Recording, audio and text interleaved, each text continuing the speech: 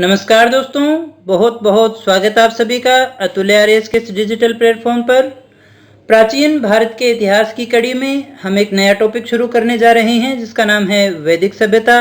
और वैदिक सभ्यता बहुत ही इम्पोर्टेंट टॉपिक है। इस टॉपिक को हम 3 भागों में बांट करके पढ़ने वाले हैं। सबसे पहले हम वैदिक साहित्य को देखेंगे, उसके बाद में हम इसके दूसरे भाग ऋग्वैदिक काल और उसके बाद में उत्तर वैदिक काल के विषय में बात करेंगे। यानी वैदिक काल को 2 भागों में बांटा जाता है, ऋग्वैदिक काल और उत्तर वैदिक काल, इन दोनों को पढ़ेंगे। लेकिन दोस्तों ये जो टॉपिक है विशेषतः यहाँ पर इम्पोर्टेंट होती है हमारी संस्कृति।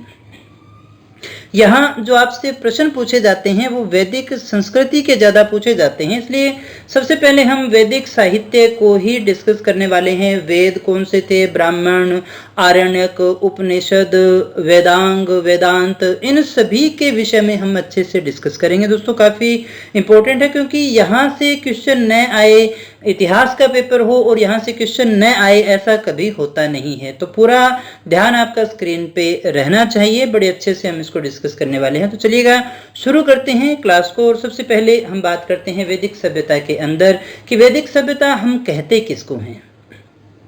तो हमने पढ़ा सिंधु घाटी सभ्यता को, वो समाप्त हो गई थी, कारण उसके बहुत सारे थे। तो सिंधु घाटी सभ्यता के पश्चात अगर भारत में कोई नई सभ्यता आई तो उस सभ्यता का नाम था वैदिक सभ्यता। और इसी वैदिक सभ्यता को हम आर्य सभ्यता के नाम से भी जानते हैं। तो यही वैदिक सभ्यता क्या कहलाती है, आर्य सभ्यता। तो वैदिक सभ्यता कौन सी है दोस्तों?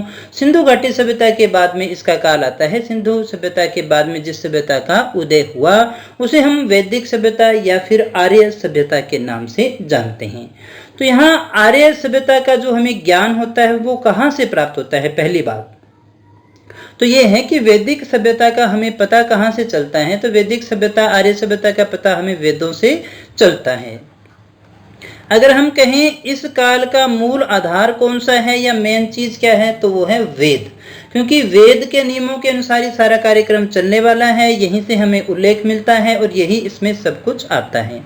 तो देखिएगा इसके बाद में ऐसा भी माना जाता है कि आर्यों ने ही सिंधु सभ्यता को नष्ट करके नई सभ्यता की नींव रखी थी। ऐसा भी हमने उसमें जब सिंधु घाटी सभ्यता को देखा था तो ये डिस्कस किया था कि आर्य सभ्यता, आर्य लोगों ने ही सिंधु सभ्यता को समाप्त किया और फिर एक नई सभ्यता की नींव रखी थी। लेकिन इस बात के हमें कोई ठोस प्रमाण नहीं मिलते, तो इसे हम बिल्कुल तो नहीं सही कह सकते। लेकिन जैसे भी हो, क्वेश्चन आए तो उसको ध्यान रखिएगा दोस्तों। तो यहाँ जो ऑब्जेक्टिव क्वेश्चन आपका बनता है वो पहला ऑब्जेक्टिव यही है कि आर्य सभ्यता का हमें ज्ञान कहाँ से प्राप्त होता है। तो आर्य सभ्यता का ज्ञान हमें वेदों से प्राप्त होता है।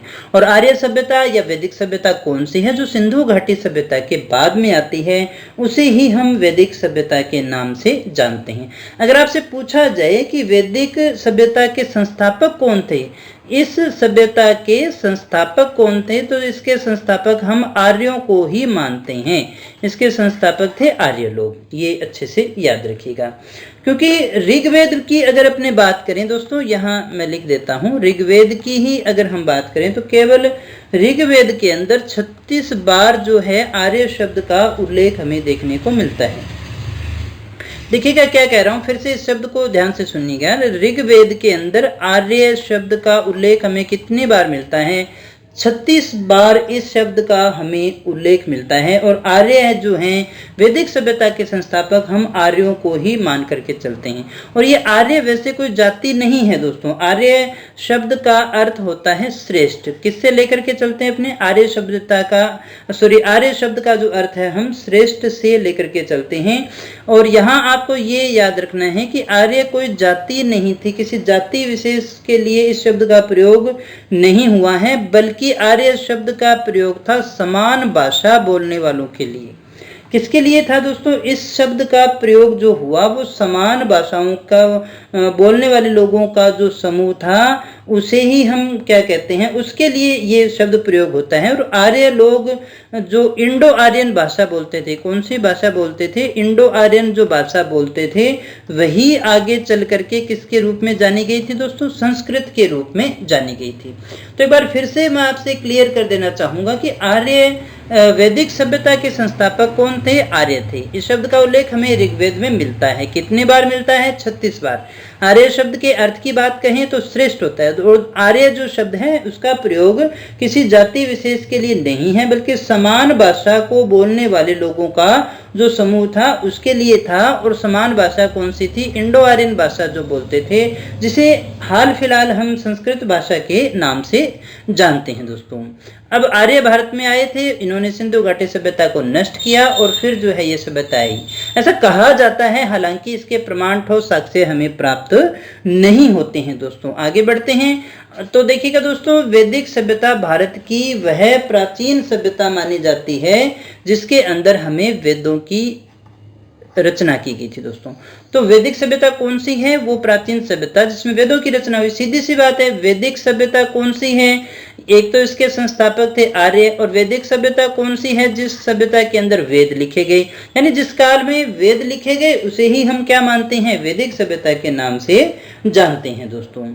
तो दोस्तों यहाँ एक चीज और हमें समझ लेनी चाहिए, वेदों की रचना यहाँ पर हुई। और अगर आपसे पूछा जाए कि वैदिक सभ्यता के बारे में जानकारी के स्रोत कौन कौन से हैं, यहाँ से आपसे बहुत बार प्रश्न पूछा जाता है। तो वैदिक सभ्यता की जानकारी के मुख्य स्रोत कौन कौन से हैं? तो इसके स्रोत एक तो आता है आपका एशिया माइनर। एशिया माइनर का बोगसकोई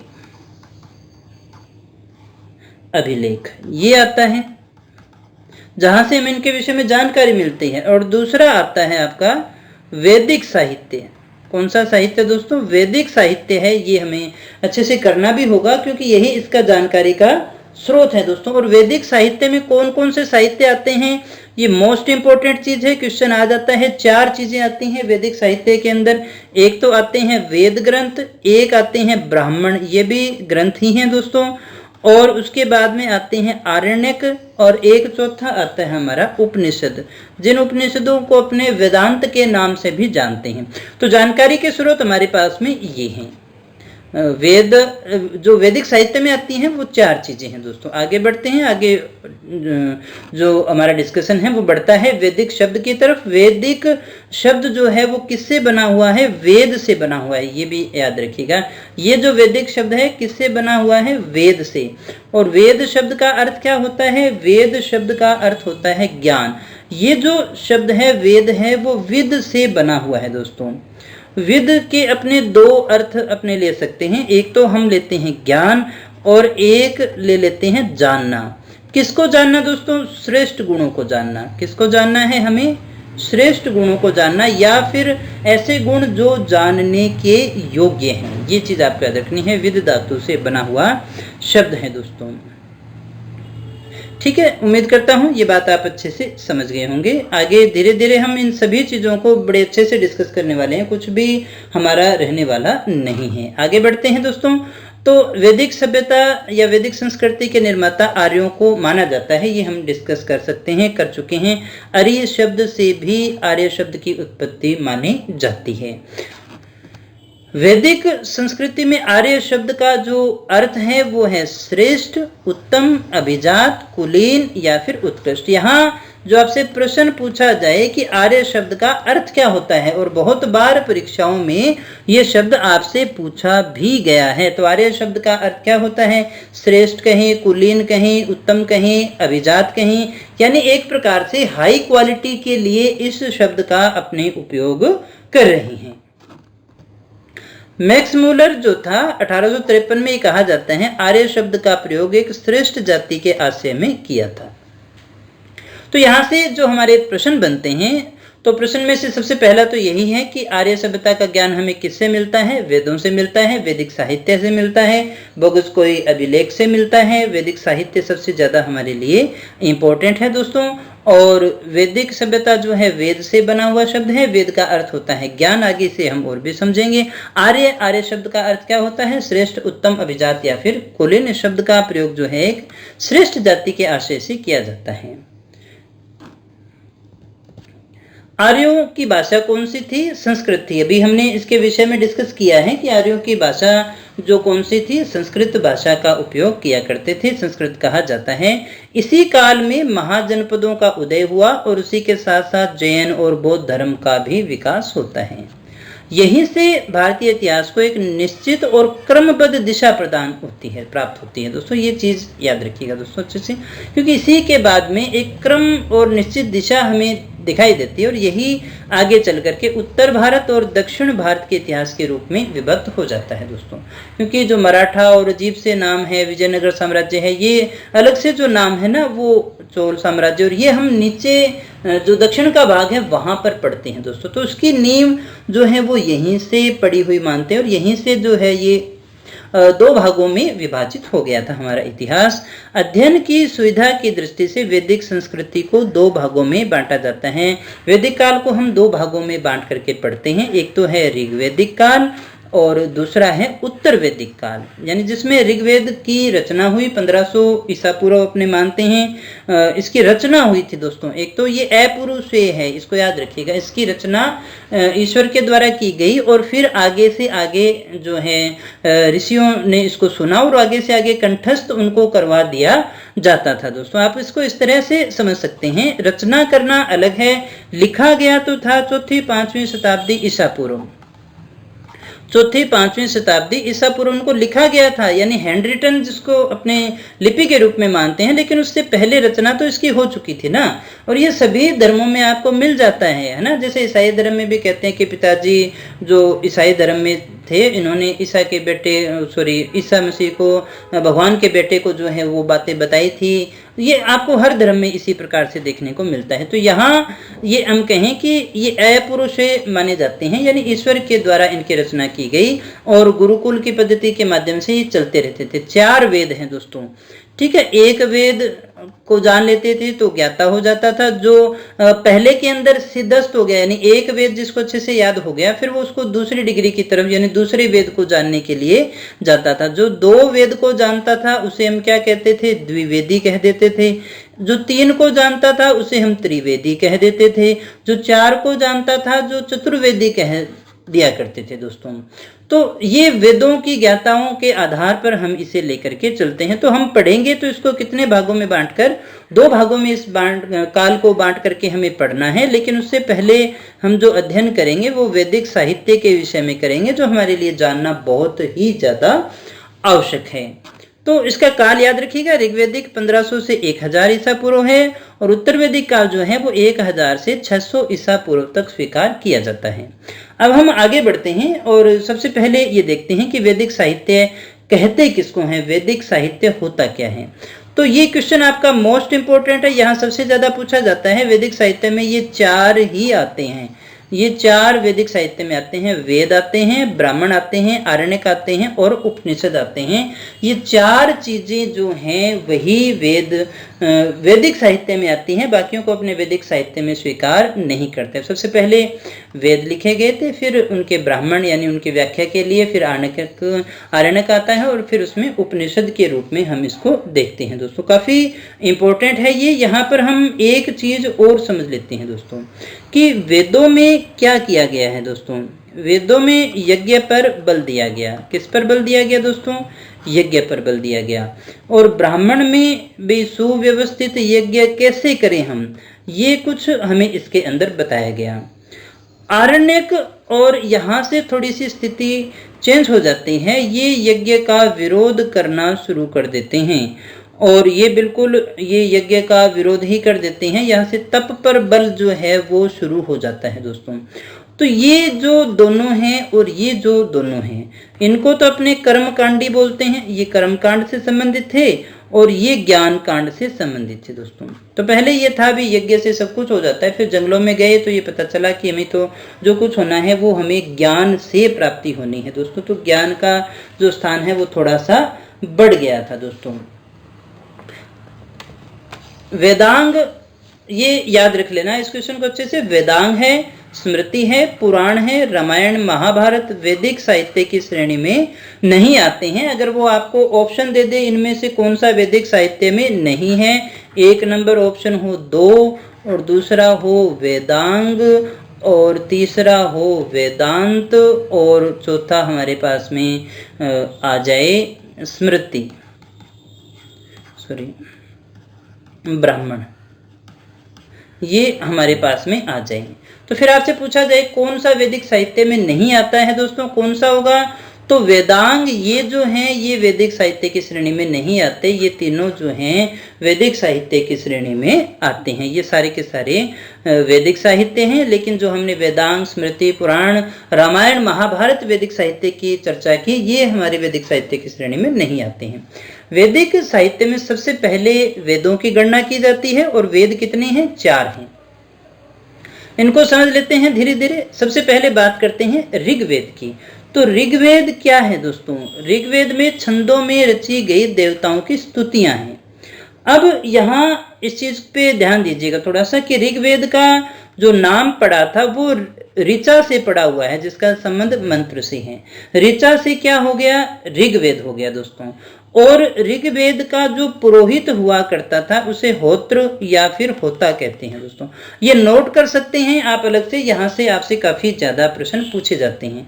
और फिर हम देख लेते हैं ऋग्वेद के ब्राह्मण कौन कौन से थे। ब्राह्मण थे, इनको समझाने के लिए, इनकी व्याख्या करने के लिए कर्मकांड की जो भी बातें थी वो इसमें थी। इसके ब्राह्मण 3 आते हैं। एक तो आता है ऐत्रेय ब्राह्मण, एक आता है इसका कोपुत्तगी ब्राह्मण, जिसे हम संखायन भी कहते हैं। संखायन ब्राह्मण के नाम से भी जानते, कोसुत्तगी है ना। तो ये जो थे इसके ब्राह्मण हैं।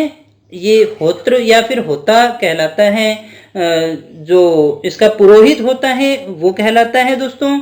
और इसका जो नाम पड़ा है वो ऋचा में से निकला हुआ है। ऋग्वेद जो नाम है वो इसी के आधार पे पड़ा हुआ है। ये आगे अपने ब्राह्मण में भी इनके ग्रंथ को देखेंगे, तो यहाँ पर कोई ज्यादा तनाव लेने की आवश्यकता नहीं है। संदर्भ में ही मैं आपको ये सारी चीजें समझा रहा हूँ। उसके बाद में जो दूसरा वेद आता है वो है हमारा यजुर्वेद। इसमें आर्यों का यज्ञों से संबंधित जो ज्ञान है उसका वर्णन किया गया है। किससे बना हुआ है? ये शब्द है यज्ञ। इसे हम यजुष भी कहते हैं। क्या कहते हैं दोस्तों? यजुष भी कहते हैं। और इसी से यजुर्वेद जो शब्द बना हुआ है। और ये किस पर आधारित है दोस्तों? ये कर्म कांड की बातें इसमें की गई हैं। इसका जो पुरोहित होता है उसे हम, या मुखिया होता है उसे हम अर्धव्यू के नाम से जानते हैं। किसके नाम से जानते हैं? अर्धव्यू के नाम से जानते हैं। अब यहाँ पर हमें एक चीज और देख लेनी है। इसकी शाखाओं की बात कर लें तो इसकी 2 शाखाएं हैं। एक तो है शुक्ल शाखा और एक है कृष्ण शाखा। कितनी शाखाएं हैं दोस्तों? 2 शाखाएं हैं। एक शुक्ल शाखा है और एक कृष्ण शाखा है। शुक्ल जो शाखा है वो पद्य में लिखी गई है और ये गद्य भी है और पद्य भी है, यानी चंपू जिसको अपने बोलते हैं उसके अंदर ये लिखा गया है कृष्ण। इसको अपने वाजसनेयी संहिता के नाम से भी जानते हैं। वाजसनेयी संहिता के नाम से भी जानते हैं। अब यहाँ पर एक चीज, जिनकी ब्राह्मण की हमने बात की थी, तो इसका जो ब्राह्मण है वो है शतपथ ब्राह्मण और इसका है तैत्रेय ब्राह्मण। ये याद रखिएगा। तो वापस समझ लीजिएगा, हमने क्या कहा? ऋग्वेद की बात हमने की थी। ऋग्वेद किस शब्द से बना हुआ था? ऋचा शब्द से बना हुआ था। इसके पुरोहित को, ऋग्वेद के पुरोहित को हम क्या कह रहे थे? होता या होत्र कह रहे थे। होता या फिर होत्र के नाम से जान रहे थे। इसके ब्राह्मण कौन कौन से थे? ऐत्रेय और कौसुत्तगी थे, जिसे हम संखायन भी कहते थे। यजुर्वेद जो है यज्ञ या यजुष शब्द से बना हुआ है और इसमें कर्मकांड संबंधी बातें बताई गई हैं। आर्यों का यज्ञों से संबंधित संपूर्ण ज्ञान है।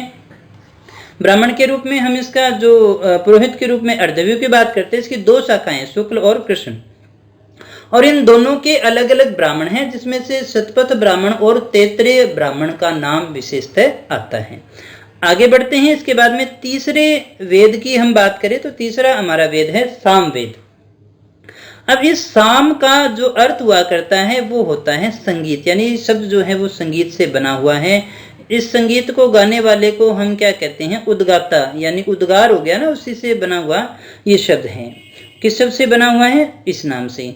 इसके जो ब्राह्मण है वो पंचविश है, षटविश है और जमनीय है, ये इसके आते हैं दोस्तों।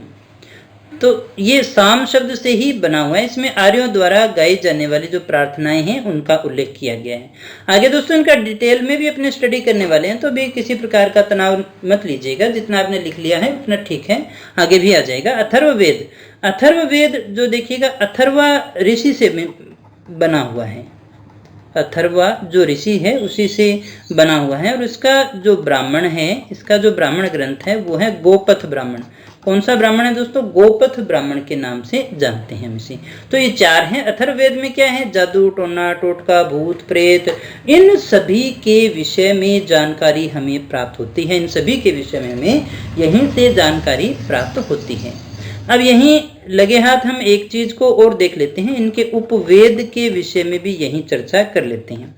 तो एक हमारे पास में है ऋग्वेद, एक हमारे पास में है यजुर्वेद, एक हमारे पास में है सामवेद और एक हमारे पास में है अथर्ववेद। ये 4 हैं। ऋग्वेद का जो उपवेद है वो आयुर्वेद है दोस्तों। यजुर्वेद का जो आयुर्वेद है वो धनुर्वेद है। सामवेद का जो उपवेद है वो गंधर्ववेद है, गंधर्ववेद है। और अथर्ववेद का जो है वो शिल्पवेद के नाम से जाना जाता है, शिल्पवेद के नाम से जाना जाता है दोस्तों। इसको इतिहास वेद के नाम से भी जानते हैं। ये इनके उपवेद हैं, ये भी याद कर लीजिएगा, ये वैदिक साहित्य में नहीं है।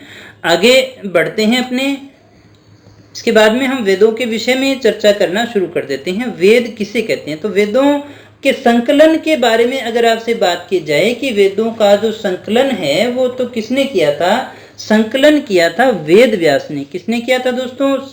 वेदों का संकलन कृष्णदेवपायन वेद व्यास के द्वारा किया गया था। वेद क्या है? तो अभी हमने इसके विषय में जानकारी प्राप्त की थी। वेद विद धातु से बना हुआ है, जिसका अर्थ होता है जानना। एक और चीज याद रखिएगा, वेदों को हम और क्या कहते हैं? हम श्रुति ग्रंथ के नाम से जानते हैं। वेदों को हम क्या कहते हैं दोस्तों? श्रुति ग्रंथ के नाम से जानते हैं, क्योंकि उस समय लेखन का अभाव था, इसलिए सदियों तक ये क्या है? वेद गुरु शिष्य परंपरा के हिसाब से ही चलता रहा, बोलने सुनने के आधार पर ही रहा, और उन्हीं से आगे आगे आगे आगे चलता रहता है दोस्तों। और ईश्वरीय प्रेरणा के आधार पर ऋषि मुनियों ने जो है इसे अपौरुषेय के नाम से जाना है। तो इसकी जो संकलन है वो वेद व्यास के द्वारा किया गया था। वेदों की रचना किसने की थी? तो वेदों की रचना के रूप में जो नाम आता है दोस्तों वो आर्यों का नाम आता है। आर्य शब्द का शाब्दिक अर्थ हम पहले डिस्कस कर चुके हैं, श्रेष्ठ या कुलीन हुआ करता है। वेदों को हम नित्य, प्रमाणिक और अपौरुषेय कहते हैं। नित्य है, चला हुआ आ रहा है, प्रमाणिक है, अपौरुषेय इसलिए क्योंकि इसकी रचना जो है वो किसके द्वारा की गई है? वो ईश्वर के द्वारा इनकी रचना की गई है दोस्तों। दृष्टा, दृष्टा हम किसे कहते हैं? वेदों की रचना करने वाले जो ब्राह्मण हैं उन्हें अपने दृष्टा कहते हैं। ऑब्जेक्टिव क्वेश्चन बहुत अच्छा बनता है कि दृष्टा कौन होते थे, दृष्टा हम किसे कहा करते थे? वैदिक मंत्रों की रचना करने वाली जो महिलाएं हुआ करती थी उन्हें हम क्या कहते थे? उन्हें हम ऋषि के नाम से जानते थे। किस नाम से जानते थे दोस्तों? ऋषि के नाम से जानते थे। आगे चलते हैं और एक एक करके हम सभी वेदों का अध्ययन करना शुरू करते हैं। तो सबसे पहले हम बात कर लेते हैं ऋग्वेद की। तो ऋग्वेद से हमें सबसे पहला क्वेश्चन, किस काल की जानकारी मिलती है? तो ऋग्वैदिक काल कहें या फिर हम कहें पूर्व वैदिक काल। पूर्व वैदिक काल की जो जानकारी है वो हमें इसी से प्राप्त होती है, और ये कहा जाता है इसकी रचना कहाँ हुई थी? तो इसकी रचना सप्त सैंधव प्रदेश में हुई मानी जाती है। किसमें मानी जाती है दोस्तों? सप्त सैंधव प्रदेश के अंदर हुई मानी जाती है। अब इस ऋग्वेद की अगर हम बात करें तो इसमें 10 मंडल हैं। कितने मंडल हैं दोस्तों? 10 मंडल हैं। और सूक्त की बात करें, सूक्त क्या होता है दोस्तों? मंत्रों का एक समूह होता है। सूक्तों की संख्या की बात करें, सूक्त की संख्या की बात करें तो 1028 सूक्त हैं। इसमें कितने हैं? 1028 कुल सूक्त है, जिसे अपने चाहें तो 2 भागों में बांट सकते हैं, 1017 और 11। 1017 तो कौन से सूत्र हैं? जो मौलिक हैं। कितने हैं दोस्तों? मौलिक सूक्त हैं, उनकी संख्या 1017 है। इनको अपने बाल खिल्य बोलते हैं। 11 कौन से हैं? बाल खिल्य। इस प्रकार से टोटल जो है वो कितने हो जाते हैं, 1028 हो जाते हैं। अगर आपसे पूछा जाए मंत्रों की संख्या कुल कितनी है तो 10,552 या फिर हम कह देते हैं 10,600। अगर इसको देखेंगे तो 10,600 हो जाएगी। अगर अपने इसको मौलिक की ही बात करेंगे तो फिर ये थोड़ी कम हो जाती है।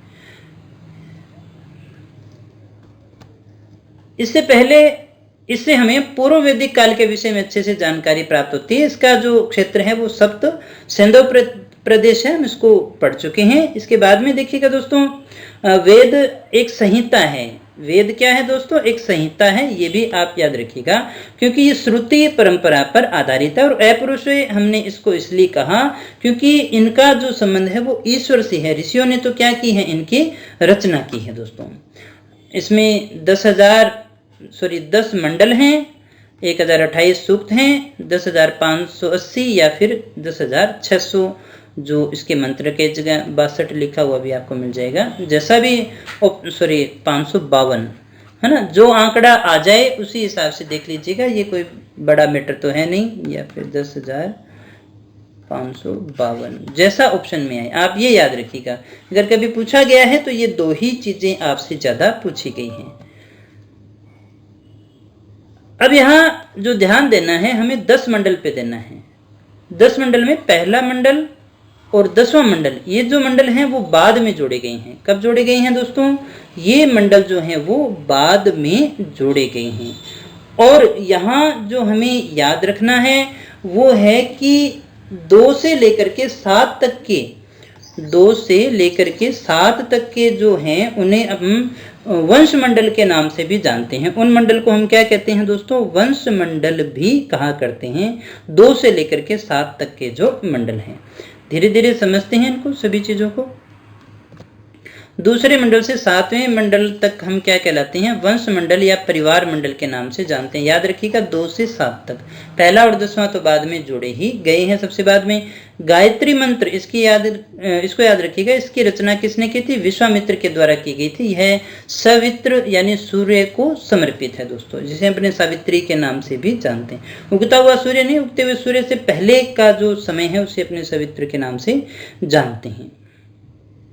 कितने मंडल थे, 10 मंडल हैं। 10 में से 2 से लेकर के 7 तक को हम वंश मंडल या परिवार मंडल के नाम से जानते हैं। यहाँ थोड़ा और समझ लेते हैं। 7वां जो मंडल है उसमें 10 राज्य या 10 राजन युद्ध का उल्लेख किया गया है। 7वें मंडल में यह युद्ध जो हुआ था भरत कबीला और 10 कबीलों के मध्य में हुआ था। ये युद्ध वैसे तो राजा सुदास, जिसके पुरोहित एक तरफ देखिए वशिष्ठ थे, और 10 कबीले जिनके पुरोहित थे विश्वामित्र, इन दोनों के मध्य में ये युद्ध हुआ था आपसी विवाद होने के कारण। और ये युद्ध जो है वो रावी नदी जल के विवाद के लिए हुआ था।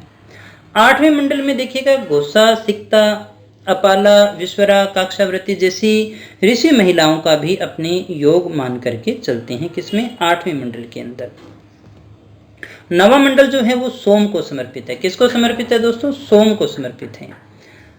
सोम मुंजवत पर्वत से हमें प्राप्त होता है। 10वें मंडल के पुरुष सूक्त में शूद्र शब्द का उल्लेख किया गया है। कौन से मंडल में, 10वें मंडल के पुरुष सूक्त में जो है शूद्र शब्द का उल्लेख किया गया है। 10वें मंडल में ही नासदीय सूक्त में निर्गुण भक्ति का उल्लेख किया गया है। होत्र कौन हुआ करते थे, ऋग्वेद के मंत्रों को उच्चारित करने वाले लोग हुआ करते थे। ऋग्वेद का प्रत्येक मंडल किसी न किसी ऋषि से जुड़ा हुआ है। लोपामुद्रा, घोषा, पोलोमी, सज्जी, कलावृत्ति, ऐसी 5 विदुषी महिलाओं ने ऋग्वेद की कुछ ऋचाओं की रचना भी की थी। उपवेद आयुर्वेद हैं इसका, है ना। ऋग्वेद की अपने बात कर रही हैं। थोड़ा सा इसको और समझ लेते हैं ताकि हमें ज़्यादा दिक्कत नहीं आए। 1 2 3 4 5 6 7 8 9 और 10, ये अपने 10 मंडल बना लेते हैं इसके। ऋग्वेद के कितने मंडल थे, 10 मंडल थे। और हमने ये देखा 2 से लेकर के 7 तक के जो मंडल हैं वो वंश मंडल या फिर परिवार मंडल के नाम से जानते हैं। ये पुराने हैं, ये ओल्ड हैं। ये और ये जो बाकी रह गए ये बाद में जोड़े गए हैं, इनको ऐड किया गया है, ये याद रखिएगा। अगर हम पहले मंडल की बात करें तो हमने अभी ये बात की थी, हर मंडल से किसी न किसी ऋषि का नाम जुड़ा हुआ है दोस्तों, किसी न किसी ऋषि का नाम हर मंडल से जुड़ा हुआ है। तो पहले मंडल से अगस्त्य ऋषि और कण्व ऋषि का नाम जुड़ा हुआ है। किस ऋषि का नाम जुड़ा हुआ है? कण्व ऋषि समूह था, इनका एक बड़ा समूह था, उसका नाम इससे जुड़ा हुआ है। इसमें 20 राजाओं के युद्ध का वर्णन किया गया है। इसमें हलवाहे के गीत हैं, हलवाहे के गीत जो आपसे पूछा जा सकता है, अलग से आप इसको नोट कर सकते हैं। और अगर आपसे पूछा जाए सर्वाधिक मंत्र, मैक्सिमम जो मंत्र हैं वो किसमें हैं, तो वो इसी में आते हैं।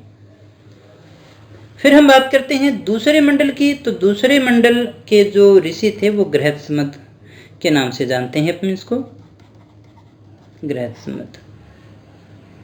तीसरा जो मंडल है वो विश्वामित्र का है। किसका है दोस्तों? वो विश्वामित्र का मंडल है। इसके शिष्य जो थे वो पुरुजन कहलाते थे। गायत्री मंत्र का जो वर्णन है वो इसी में किया गया है और इसी में सावित्री की भी बात की गई है, गायत्री मंत्र की भी बात की गई है दोस्तों। चौथा जो हमारा मंडल है वो वामदेव का है और इसमें कृषि से संबंधित जो बातें हैं वो बताई गई हैं। पांचवें मंडल की बात करें तो है अत्रि। पांचवें मंडल में कौन है? अत्रि हैं, यहाँ कुछ विशेष इसमें नहीं आता है। छठे के थे भारद्वाज, छठे मंडल के कौन थे? भारद्वाज ऋषि थे। सातवें मंडल के कौन थे? वशिष्ठ। और दशराज्ञ युद्ध का जो संबंध है वो इन्हीं के साथ में है, ये अभी हमने चर्चा भी की थी, वरुण देवता को समर्पित है। आठवीं की अगर हम बात करें तो अंगिरा ऋषि को है और आठवां जो है वो कण्व ऋषि से संबंधित है। किस ऋषि से है? कण्व से है। नौवां जो है वो अंगिरा से है और इसी में जो है वो सोम देवता की बात की गई है, यानी ये सोम देवता को समर्पित है। और 10वां मंडल हमारे लिए काफ़ी ज़्यादा इम्पोर्टेंट है। 10वां मंडल काफ़ी ज़्यादा इम्पोर्टेंट है क्योंकि 10वें मंडल में ही पुरुष सूक्त जो है अभी चर्चा की थी हमने, इसमें वर्ण व्यवस्था की चर्चा की गई है दोस्तों। और इसमें है नदी सूक्त और नदी सूक्त के अंदर सिंधु नदी की बात की गई है, ये भी याद रखिएगा। और इसी में जो अपने वर्ण हैं, चारों वर्णों को जो शरीर मानते हैं, यानी ब्राह्मण जो है मुख से निकले, क्षत्रिय भुजाओं से निकले, वैश्य जो है जंघाओं से निकले, शूद्र जो है वो पैरों से निकले, इस प्रकार की हम बात करते हैं। इसी में एक और चीज आती है, एक और सूक्त है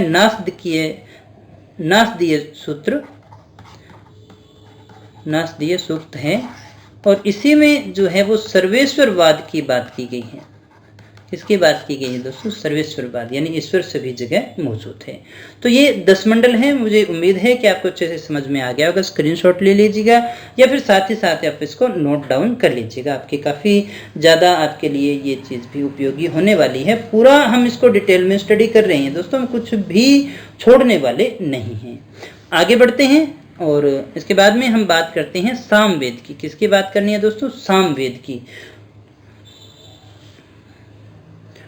तो सामवेद अभी हमने चर्चा की थी कि सामवेद जो है वो किससे जुड़ा हुआ है? संगीत से जुड़ा हुआ वेद है दोस्तों। किससे जुड़ा हुआ वेद है? संगीत से जुड़ा हुआ वेद है और ये संगीत का प्राचीनतम ग्रंथ जो है वो स्वीकार किया जाता है दोस्तों। इसमें देखिएगा 75 सूक्त जो हैं, 75 सूक्तों को छोड़कर शेष सारे के सारे जो सूक्त हैं वो ऋग्वेद से लिए गए हैं और इन्हें गाने के योग्य बनाया गया है दोस्तों, ताकि हम उन्हें गा सकें। और यही जो है संगीत का प्राचीनतम ग्रंथ माना जाता है। अभी हमने बात भी की थी कि सामवेद के जो प्रमुख हैं या जो राजपुरोहित है वो उद्गाता कहलाया करते थे दोस्तों। 75 सूक्तों को छोड़कर शेष सभी ऋग्वेद से हमने लिए हैं और उन्हें गाने योग्य बनाया गया है। इसमें वैदिक मंत्रों के उच्चारण को बताया गया है कि किसे उच्च स्वर में गाया जाना है, किस उच्च स्वर में इनको गाया जाता है, ये सारा कुछ बताया गया है। उद्गाता मंत्रों का उच्चारण करने वालों को उद्गाता कहते थे। इसका उपवेद जो है वो गंधर्व वेद है।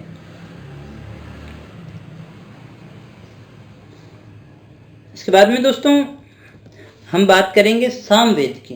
किसकी बात करनी है दोस्तों? सामवेद की। सॉरी, सामवेद का उपवेद गंधर्व वेद है, बिल्कुल, हाँ जी यही है। इसके बाद में हमें बात करनी है यजुर्वेद की।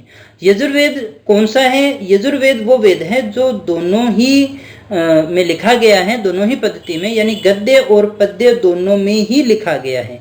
और ऐसे साहित्य को हम चंपू साहित्य के नाम से भी जानते हैं। इसमें बताया क्या गया है तो ये याद रखिएगा, यज्ञ या यजुष शब्द से बना था, तो यज्ञ करने की जो विधियां हैं उन सभी का उल्लेख यजुर्वेद में किया गया है। अर्धव्यू किसे कहते थे? मंत्रों का उच्चारण करने वाला या फिर जो इसका पुरोहित हुआ करता था उसे कहते थे हम। इसके दो भाग हैं, कृष्ण पक्ष हैं और एक इसका शुक्ल है। दोनों के विषय में हमने इसकी बात कर ली है और दोनों के ब्राह्मणों की भी बात हमने की थी। इसमें शून्य का उल्लेख हमें मिलता है, इसमें शून्य का उल्लेख हमें प्राप्त होता है। इसका जो उपवेद है, यजुर्वेद का जो उपवेद है वो क्या कहलाता है दोस्तों? वो धनुर्वेद के नाम से जाना जाता है। यजुर्वेद जो है वो उसका उपवेद है वो धनुर्वेद के नाम से जाना जाता है। कृष्ण पक्ष और शुक्ल पक्ष के विषय में हमने अच्छे से पहले भी चर्चा कर ली थी। यहाँ अगर आपसे कोई प्रश्न पूछा जा सकता है दोस्तों, तो प्रश्न आपसे ये वाला पूछा जा सकता है कि इसके दो भाग कौन कौन से हैं, या फिर अर्धव्यू किसे कहते हैं। ये वाले सारे के सारे यहाँ से हमें बड़े अच्छे अच्छे प्रश्न बनते हैं। यहाँ ये एक बार फिर से आपको बता देता हूँ, इसके दो भाग हैं, कृष्ण और शुक्ल। शुक्ल जो है, शुक्ल जो पक्ष है वो किस में लिखा गया है? शुक्ल खंड जो है वो पद्य में लिखा गया है और इसका जो ब्राह्मण है वो शतपथ ब्राह्मण था। और कृष्ण पक्ष जो है वो गद्य और पद्य दोनों में है। उसका ब्राह्मण कौन सा था? तैत्रेय ब्राह्मण था उसका। इसके बाद में दोस्तों अथर्ववेद की हम बात कर लेते हैं। अथर्ववेद, इसे हम महिवेद, अथर्ववेद, अथर्व, अंगिरस वेद की भी कहा करते हैं। इसमें जादू टोना इन सब चीजों का उल्लेख किया गया है दोस्तों। किसका उल्लेख किया गया है इसमें जो उल्लेख किया गया है, जादू टोना तंत्र मंत्र, ये जो सारी क्रियाएं हैं ये हमें यहाँ से पढ़ने को मिलती हैं, यहाँ से देखने को मिलती हैं। यूं हम कह सकते हैं कि तांत्रिक क्रियाओं का अगर लिखित उल्लेख कहीं मिलता है, यहाँ आप इसमें साइड में नोट कर लीजिएगा भले, तांत्रिक क्रिया का लिखित उल्लेख अगर कहीं प्राप्त होता है तो फिर वो यही प्राप्त होता है दोस्तों। मंत्रों का उच्चारण करने वाला क्या कहलाता है? इसमें मंत्रों का उच्चारण करने वाला ब्रह्म कहलाता है या फिर ब्राह्मण कहलाता है दोस्तों। और इसका जो वापिस दोहरा दूं, ब्राह्मण था वो कौन सा था? गोपथ ब्राह्मण था। अथर्वा ऋषि के नाम पर इसका नाम अथर्ववेद पड़ा था, ये हम अच्छे से डिस्कस कर चुके थे। अंग और मगध जैसे पूर्वी क्षेत्रों का जो उल्लेख है वो यहाँ पर होता है। इसमें 20 अध्याय हैं, 731 सूक्त हैं, 5987 मंत्र हैं। याद रहे तो ठीक है, अन्यथा ज्यादा किसी प्रकार का तनाव लेने की आवश्यकता हमें यहाँ पर नहीं है दोस्तों। आगे बढ़ते हैं। उपवेद की बात करें तो इसका उपवेद कौन सा है? इसका उपवेद है शिल्प वेद, और ये आपसे बहुत बार पूछा जाता है, बहुत बार परीक्षा में उपवेद के विषय में पूछा गया है। फिर हम बात कर लेते हैं ब्राह्मण ग्रंथों की। ब्राह्मण ग्रंथ कौन से हुआ करते थे? देखिएगा, ब्राह्मण ग्रंथ वे ग्रंथ थे जिनका काम था वेदों की व्याख्या करना। ये क्या करते थे दोस्तों? ये वेद की व्याख्या करते थे। अब इसमें क्या था? इसमें कर्म कांड था। इसमें किसका उल्लेख है? कर्म कांड है, यानी ब्राह्मण ग्रंथों का जो प्रधान विषय है वो यही था दोस्तों, मंत्रों के प्रतिपादन और उनकी व्याख्या करना। इसका जो मुख्य उद्देश्य था वो था मंत्रों का उच्चारण कैसे करना है, मंत्र की जो हमारे यज्ञ करने की जो हमारी विधियां हैं उनकी व्याख्या करने का ही कार्य इसके पास में था। ब्राह्मण ग्रंथ का जो मुख्य कार्य था वो यही था, यानी ये एक प्रकार से कर्म कांड की बात करता है दोस्तों। ये यज्ञ का जो अनुष्ठान का जो महत्व है, यज्ञ अनुष्ठान का जो महत्व है वो बताने का काम करता है। इन्हें वेदों की टीका भी कह सकते हैं, अपने वेदों पर लिखी गई टीकाएं हैं, और प्रत्येक वेद के अलग अलग ब्राह्मण हैं। ये याद कर लीजिएगा, प्रत्येक वेद के अलग अलग ब्राह्मण हैं जिनकी हमने पीछे भी चर्चा की थी। जैसे ऋग्वेद की अगर हम बात करें तो ऋग्वेद के जो ब्राह्मण हैं वो कौन से हो गए? वो ऐत्रेय ब्राह्मण हो गया और कौशितकी ब्राह्मण हो गया, कौशितकी ब्राह्मण हो गया। सामवेद के पंचविश शटविस और जेमनीय, ये 4 थे। एक और था छांदोग्य, और छांदोग्य के अंदर विवाह और जन्म से संबंधित जो देवता थे उनकी स्तुतियों के बारे में विषय में इसके अंदर बात की गई थी। अगर यजुर्वेद की बात करें तो कृष्ण पक्ष का जो था वो तैत्तिरीय, और शुक्ल पक्ष का जो था वो कौन सा था, शतपथ ब्राह्मण था। ये अभी हमने थोड़ी देर पहले चर्चा की थी।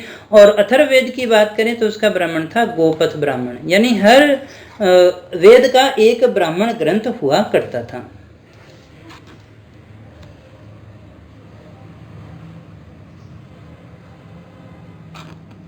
इनकी रचना वेदों की बात की गई थी। ये सारे के सारे कौन सी पद्धति में लिखे गए हैं, गद्य शैली में लिखे गए हैं। इनमें यज्ञ से संबंधित ज्ञान है, यानी यज्ञ का अनुष्ठानिक जो महत्व है वो हमें बताया गया है। ये एक प्रकार से वेदों की व्याख्या करने का ही काम करते हैं। प्रत्येक वेद के अपने अपने पृथक ब्राह्मण ग्रंथ है, जिसकी अभी हमने चर्चा की थी। जैसे ऋग्वेद का ऐत्रेय ब्राह्मण है, कौशितकी ब्राह्मण है, यजुर्वेद का शतपथ और तैत्तिरीय ब्राह्मण है, और सामवेद का पंचविश, छठविश और जेमिनीय और छांदोग्य है। छांदोग्य के अंदर जन्म और विवाह से संबंधित अनुष्ठान की बात की गई है। अथर्ववेद का गोपथ ब्राह्मण है। ये आपको याद होने चाहिए। थोड़ी सी यहाँ से आपसे प्रश्न कोई ना कोई पूछा जा सकता है। आगे बढ़ते हैं और बात कर लेते हैं आरण्यक साहित्य की। आरण्यक साहित्य देखिएगा, आरण्यक जो है ये मंत्रों का, इनकी रचना जो है ब्राह्मणों के बाद की गई थी। एक तो इनका सीक्वेंस भी याद रखिएगा दोस्तों। ये मंत्रों का गूढ़ और रहस्यवादी जो अर्थ है वो बताने का कार्य करते हैं दोस्तों। इनका पाठ एकांत या वन में ही संबंधित है, संभव है, इसे वन से संबंधित है, इसलिए अपने आरण्यक ग्रंथ के नाम से जानते हैं। और ये तप पर बल देते हैं। ये हमने पीछे देखा भी था ना कि आरण्यक जो साहित्य था और उपनिषद जो साहित्य था उनमें जो अपने यज्ञ है उनका महत्व कम होता गया और ये तप पर आ गए थे। कर्म कांड से किस पर आ गए थे, ज्ञान कांड की तरफ ये आ गए थे दोस्तों। तो आरण्यक मंत्रों का गूढ़ और रहस्यवादी अर्थ बताने का कार्य करता है। यह किस पर बल देता है, यह तप पर बल देने का कार्य करता है। वन में रहने वाले वानप्रस्थी आश्रम के तपस्वियों के द्वारा इनकी रचना की गई थी, इसलिए हम इन्हें आरण्यक कहते हैं। इसमें आध्यात्मिक और दार्शनिक बातों का उल्लेख किया गया है। तो दोस्तों देखिएगा, आरण्यक साहित्य कौन सा है, एक तो ये याद रखिएगा, सबसे पहले कौन से आए थे, वेद थे, वेद के बाद में आए ब्राह्मण। तो वेदों की व्याख्या करने का काम किया ब्राह्मणों ने, तो ये ब्राह्मण ग्रंथ हो गए। दोनों ही वेद की प्रधानता है, यज्ञ की बात करते हैं। लेकिन बाकी के दो हैं, वो पहले जो दो हैं वो कर्मकांड पे हैं। आरण्यक और जो उपनिषद है वो ज्ञान कांडी है दोस्तों। तो यहाँ पर तप की प्रधानता दी गई है, ज्ञान की प्रधानता दी गई है। यहाँ तक कि आगे चल करके तो ये कह भी दिया जाता है कि यज्ञ तो टूटी नाव के समान है, इनसे किसी को मोक्ष की प्राप्ति नहीं हो सकती है। तो चलिएगा धीरे धीरे आगे बढ़ते हैं, सारी बातों को अपने जान रहे हैं। इसके बाद में हम बात कर लेते हैं उपनिषद की। उपनिषद कौन से थे, इन्हें वेदांत भी कहा जाता है और ये प्रश्न सबसे ज्यादा पूछा जाता है। वेदांग और वेदांत में हम कंफ्यूज हो जाते हैं। वेदांग तो यही है, लेकिन वेदांग की अगर हम बात करें तो ये वैदिक साहित्य का हिस्सा स्वीकार नहीं किया जाता है। उपनिषद का जो शाब्दिक अर्थ होता है वो होता है गुरु के समीप निष्ठा पूर्वक बैठना। क्या करना, गुरु के समीप निष्ठा पूर्वक बैठना और सत्य की ज्ञान की प्राप्ति करना, या हम यूं कह सकते हैं गुरु के समीप सत्य ज्ञान की प्राप्ति के लिए बैठना। इसमें ये हम कह सकते हैं वैदिक ज्ञान की सर्वोच्च अभिव्यक्ति अगर आपको कहीं मिलती है तो यहीं पर हमें देखने को मिलती है। यहाँ पर मैं आपको एक प्रश्न और बता देता हूँ। अगर आपसे पूछा जाए कि ऋग्वेद में सर्वाधिक सूक्त किसके विषय में है, तो वो इंद्र के विषय में है। किसके विषय में है, इंद्र के विषय में है। लगभग कितने हैं, 1/4 जो है वो ऋग्वेद के अंदर इसी के हैं।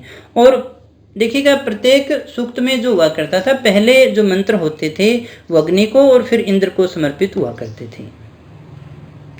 इसके बाद में दोस्तों इसकी विषय वस्तु रहस्यात्मक ज्ञान और दार्शनिक तत्व है। उपनिषद ज्ञान पर बल देते हैं, यही मैं आपको बता रहा था कि देखिएगा आरण्यक और उपनिषद जो है वो किस पर बल देते हैं, तप और ज्ञान पर बल देते हैं। प्रमुख उपनिषद कौन कौन से हैं, कठोपनिषद कठ प्लस उपनिषद से बना हुआ है। इसमें यम नैतिकता का संवाद है, यहाँ से भी आपसे बहुत बार प्रश्न पूछा जाता है। इसमें कर्म कांड की क्या की गई है, आलोचनाएं की गई है। कर्म कांड को सही नहीं बताया गया है। तो कठोपनिषद को आपको अच्छे से याद रखना है। फिर इसके बाद में आता है हमारा छांदोग्य उपनिषद। कौन सा उपनिषद है दोस्तों? छांदोग्य उपनिषद। इसमें भगवान कृष्ण का प्राचीनतम उल्लेख हमें देखने को मिलता है। भगवान कृष्ण को देवकी का पुत्र और अंगिरस ऋषि का शिष्य इसी में बताया गया है। बौद्ध धर्म का पंचशील सिद्धांत भी हमें यहीं देखने को मिलता है, या हम कह सकते हैं कि यहीं से उठाया गया होगा। वृहदारण्यक उपनिषद भी है, और ये जो है वो यजुर्वेद से संबंधित है। ये सबसे लंबा उपनिषद है दोस्तों। इसके जो रचनाकार हैं वो क्या कहलाते हैं? दृष्टा कहलाते हैं। इसके रचनाकार याज्ञवल्क्य ऋषि को माना जाता है। इसमें याज्ञवल्क्य गार्गी संवाद भी हमें देखने को मिलता है। जाबाली उपनिषद ये काफी इंपॉर्टेंट है दोस्तों। जाबाली उपनिषद, इसमें हमें चारों आश्रमों का उल्लेख देखने को मिलता है। फिर आता है ऐत्रेय उपनिषद। ये बौद्ध धर्म का जो अष्टांगिक मार्ग है उसकी प्रेरणा हमें यहीं से मिली हुई प्रतीत होती है। मुंडकोपनिषद आपको याद होगा, ये किस लिए जाना जाता है? सत्यमेव जयते के लिए जाना जाता है दोस्तों। वैसे तो उपनिषदों की संख्या बहुत ही ज्यादा है। उपनिषद की परंपरा है मध्यकाल तक चली थी। अलोक उपनिषद जो है वो अकबर के काल में लिखा गया था दोस्तों।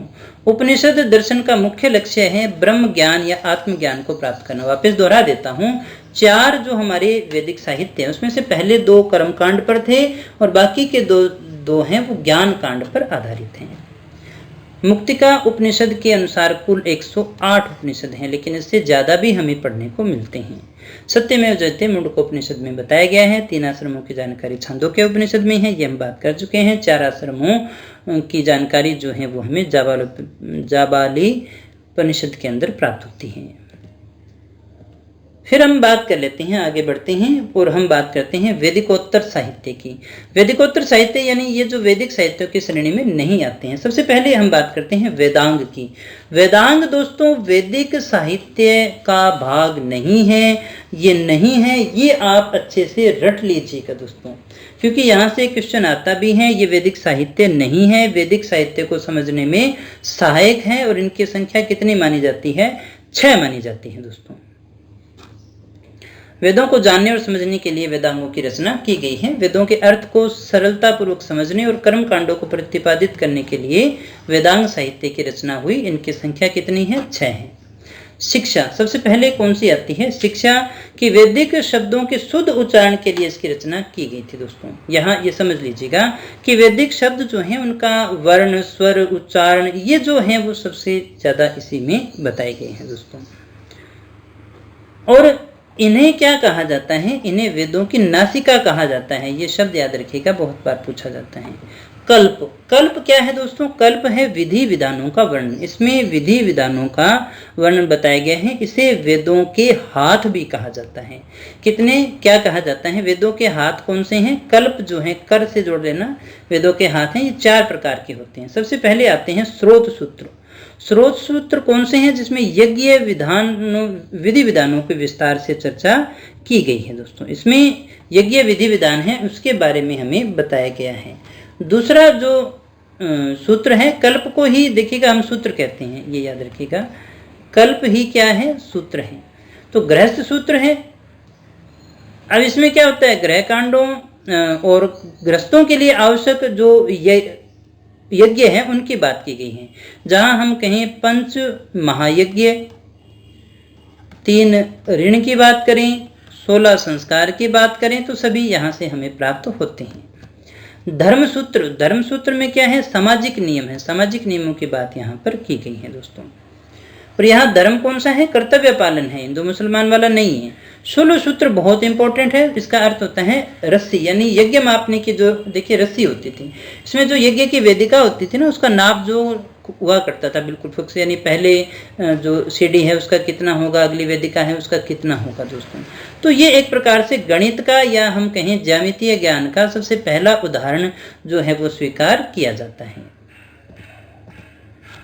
फिर आती है व्याकरण।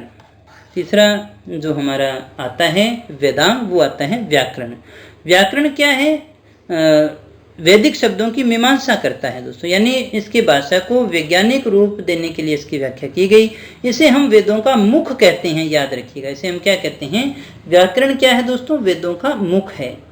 जैसे अष्टाध्यायी की पाणिनि की कौन सी है? अष्टाध्यायी है दोस्तों। निरुक्त, निरुक्त क्या कहता है दोस्तों? निरुक्त उगता है कठिन शब्दों का अर्थ बताने का कारण, यानी ये वैदिक शब्दों की उत्पत्ति और अर्थ बताता है, कठिन शब्दों के बारे में बताता है, वेदों के स्रोत इनको हमें कहना होता है। एक याद रखिएगा, कठिन शब्दों का जो संग्रह है, स्रोत की बात करें तब तो ये आता है, उसे निघंटु कहते हैं, निघंटु में मिलते हैं।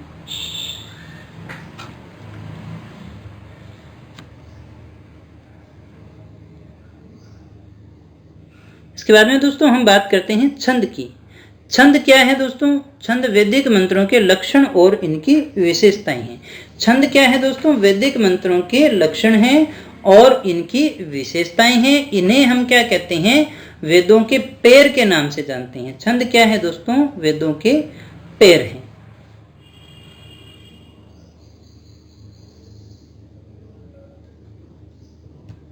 ज्योतिष क्या है? ब्रह्मांड और नक्षत्रों की जानकारी। इन्हें हम वेदों के नेत्र के नाम से जानते हैं दोस्तों। क्या कहते हैं? वेदों के नेत्र के नाम से जानते हैं। एक चीज यहाँ याद रखिएगा, निरुक्त की जो रचना है या फिर इसकी व्याख्या के लिए जो है यास्क ने इसकी रचना की थी। वेदों के कठिन शब्दों का जो संकलन है, याद रखिएगा किसमें है? निघंटु में है। मैंने अभी आपको बताया कि वेदों के कठिन शब्दों का संकलन है निघंटु, और इसी की व्याख्या करने के लिए यास्क जो है वो निरुक्त का प्रयोग करते हैं, इसकी रचना करते हैं। छंद को वेदों के पैर कहा जाता है और ज्योतिष को वेदों के नेत्र के नाम से जानते हैं दोस्तों। तो इतनी चीजें थी जो हमें इसके अंदर याद रखनी थी दोस्तों। फिर इसके बाद में हम बात कर लेते हैं पुराणों के विषय में। तो पुराण क्या है? पुराण हम किसे कहते हैं? पुराण का जो शाब्दिक अर्थ होता है वो है प्राचीन आख्यान। पुराण का शाब्दिक अर्थ क्या है दोस्तों? प्राचीन आख्यान है। और इनकी संख्या कितनी बताई गई है? इनकी संख्या बताई गई है 18। पुराणों की रचना लोमहर्ष और उग्रशर्वा के द्वारा की गई थी। जैसे मत्स्य पुराण है, सबसे प्राचीन पुराण है। इसमें शुंग और सातवाहन वंश की जानकारी हमें प्राप्त होती है। विष्णु पुराण से मौर्य वंश की जानकारी, वायु पुराण से गुप्त वंश की जानकारी और मार्कंडेय से हमें दुर्गा सप्तशती मिलती है। सर्वप्रथम पार्जिटर जो था उसने पुराणों के ऐतिहासिक महत्व को बताया था। एक चीज यहां पर नोट कर लीजिएगा, प्रस्थानत्रयी, यहां से क्वेश्चन कई बार पूछा गया है। प्रस्थानत्रयी में कौन से आते हैं? उपनिषद हैं, ब्रह्मसूत्र है और गीता। ये जो तीन है वो किस में आते हैं दोस्तों? प्रस्थानत्रयी में आते हैं। फिर हम बात कर लेते हैं स्मृति साहित्य की। स्मृति साहित्य कौन से होते हैं? ये एक प्रकार से हिंदू धर्म के कानूनी ग्रंथ है। उस समय का आप इसको संविधान कह सकते हैं दोस्तों। मनुस्मृति ये सबसे प्राचीनतम स्मृति साहित्य माना जाता है। इसमें सामाजिक नियमों का उल्लेख है, आज भी चर्चा का विषय रहता है। इसमें बताया गया है कौन व्यक्ति क्या करेगा, क्या दंड मिलेगा, सजा मिलेगी, वो सब इसमें बताया जाता है। शुंग और सातवाहन के समय इसकी रचना की गई थी। इसके टीकाकार थे बारुची, कुलक भट्ट, मेघातिथि और गोविंदराज। एक याज्ञवल्क्य की स्मृति भी है जिसके टीकाकार विश्वरूप हैं, विज्ञानेश्वर हैं और अपरार्क हैं। नारद स्मृति, इसमें दासों की मुक्ति का उल्लेख है। कात्यायन स्मृति आर्थिक गतिविधियों का उल्लेख है। तो दोस्तों ये था आज का हमारा टॉपिक जिसमें हमने वैदिक साहित्यों का अध्ययन किया। वैदिक साहित्य हमने अच्छे से डिस्कस कर ली हैं। नेक्स्ट वीडियो में जो है हम इसके आगे के पार्ट ऋग्वैदिक काल और उत्तर वैदिक काल के विषय में बात करेंगे। उम्मीद करता हूँ ये वीडियो आपके लिए बहुत ही ज़्यादा लाभदायक होगा। आपको बहुत बहुत शुभकामनाएं।